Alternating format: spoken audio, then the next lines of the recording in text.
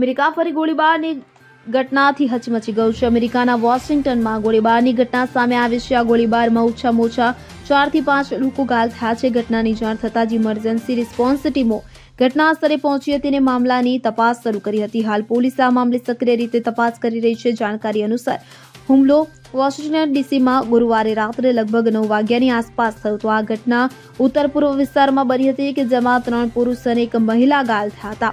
Reports અનુસાર metropolitan police ડિપાર્ટમેન્ટે જણાવ્યું હતું કે હુમલા બાદ તમામ પીડિતો વાનમાં હતા. ગોળીબારમાં ગયેલા ન્યુયોર્ક એવન્યુ મેટ્રો સ્ટેશનથી માત્ર 500 ફૂટ દૂર સ્થિત હેરી થોમસ વે નોર્થ ઈસ્ટ નજીક થયો હતો. પોલીસે હજુ સુધી પીડિતોની ઓળખ કે શંકાસ્પદ અને હુમલાના હેતુઓ વિશે કોઈ માહિતી જાહેર કરી નથી.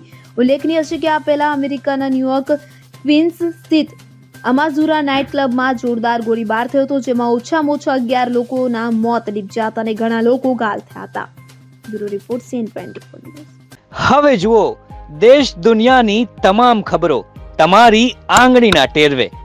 ઉઠાવો મોબાઈલ અને ગૂગલ પ્લે સ્ટોર પરથી ડાઉનલોડ કરો અમારી CN24 ન્યૂઝ મોબાઈલ એપ.